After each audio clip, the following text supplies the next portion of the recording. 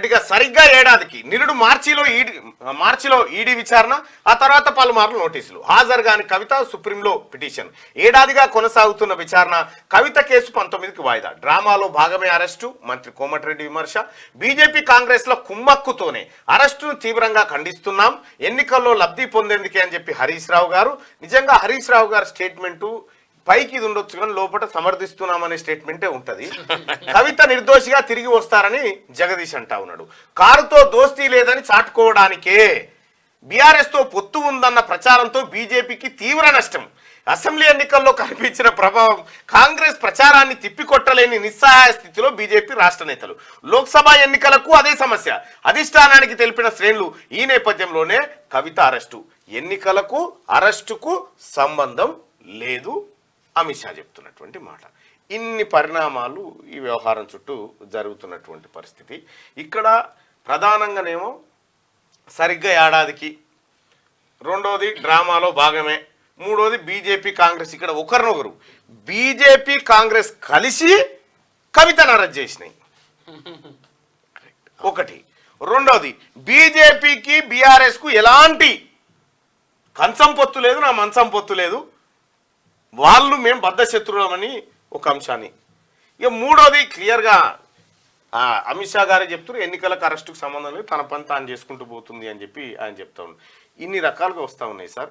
ఒక్కసారి ప్రజలారా రెండో పోల్గా తీసుకుంటా ఉన్నాం మిమ్మల్ని. ఈ ఎపిసోడ్లో బీజేపీ బీఆర్ఎస్ ఒకటా, లేకపోతే బీజేపీ కాంగ్రెస్ ఒకటా? ఒక పోల్ పెడదాం. పోల్ పెట్టి ఇప్పుడు ప్రజలకు కూడా ఏమర్థమైందో మనకు అర్థమవుతుంది. దాదాపు 17,000 మంది ఇందులో ఓటింగ్లో పాల్గొన్నారు. కవిత అరెస్టు కరెక్టే అని చెప్పి మీరు వచ్చిన బటన్ మీదనే 94% మంది వచ్చారు, మెజార్టీ ప్రజలు వచ్చారు. కాబట్టి ప్రజలారా మీకు ఒకటి మీ ఒపీనియన్ చెప్పండి. ఈ ఎపిసోడ్లో రాబోతున్నటువంటి పంచాయతీని ముందే చెప్తా ఉన్నా. ఏ పంచాయతీ జరగబోదో దాన్ని ఇప్పుడు పెట్టుడుగా చూపిస్తా ఉన్నా అభిప్రాయాన్ని. కవిత అరెస్టు కాంగ్రెస్ బీజేపీ కలిసి చేశాయా అంటే ఇక్కడ ఏ రెండు పార్టీలు ఒకటిగా కనిపిస్తున్నాయి చెప్పండి సింపుల్ గా. బీజేపీతో బీఆర్ఎస్ కు దోస్తీ ఉందా, కాంగ్రెస్ కు బీజేపీతో దోస్తీ ఉందా? రైట్.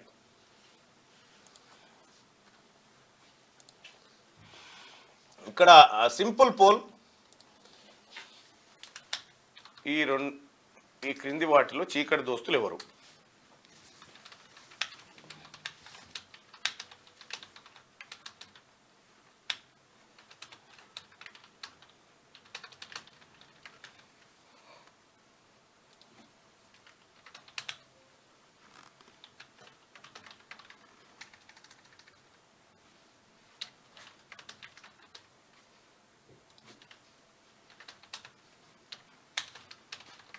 రైట్.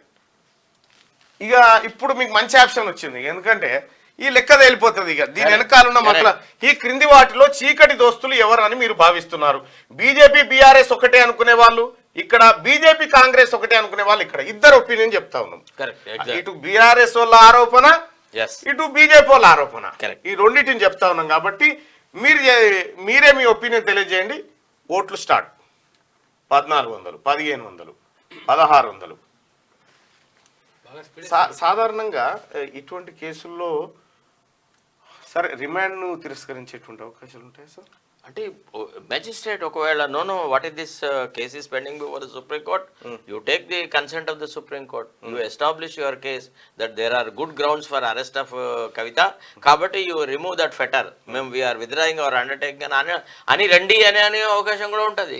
ఇప్పుడు మెజిస్ట్రేట్ కనుక విచక్షణ కనుక ప్రదర్శించే పక్షంలో ఒక భారతదేశంలోని అత్యున్నతమైన న్యాయస్థానంలో నిన్ను అడగలేదు నువ్వు అరెస్ట్ చేస్తావా చెయ్యవా అదని, మేము అరెస్ట్ చేయట్లేదు అని నీకు నువ్వు వాలంటీర్ గా ఒక వాగ్దానం చేసి సుప్రీంకోర్టును ఒక రకంగా నమ్మబలికి నువ్వు ఈనాడు ఈ రకంగా చేయడం కరెక్టా అనేటువంటి ప్రశ్నని తప్పకుండా కవిత అడ్వకేట్లు రేజ్ చేస్తారు. Magistrate must answer. Remanding officer under 167 has to think over. ఇక నుంచి క్రిమినల్ ప్రొసీజర్ కోడే అమలు అవుతుంది. కాబట్టి క్రిమినల్ ప్రొసీజర్ కోడ్ 167(2) ఏం చెప్తుందంటే magistrate must apply the mind whether the allegations made against the accused Is it or true or attracted or not. True or false కూడా అవసరం లేదు, వెదర్ దేర్ ఆర్ గ్రౌండ్స్.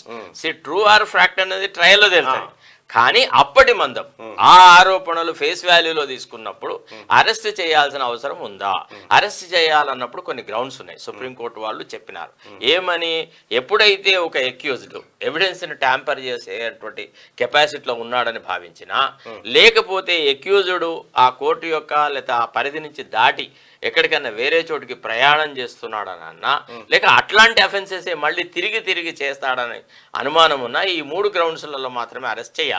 మరి ఈ ట్రిపుల్ టెస్ట్ కనుక apply చేసే పక్షంలో ఫ్లైట్ రిస్క్ లేదు, ఎందుకంటే ఆమె ఎక్కడికి విదేశాలకు అటు ఇటు పారిపోయే అవకాశం లేదు. కాబట్టి ఈ గ్రౌండ్స్ లో ఆలోచించినప్పుడు మరి అది ఎట్లా నిలబడుతుంది అనేది కూడా వాళ్ళు ఆలోచన. అంటే నాకు తెలిసి ఇది ఒక రకంగా ఒక పక్క అరెస్ట్ చేసినట్టు చూపెట్టి, ఇంకో రకంగా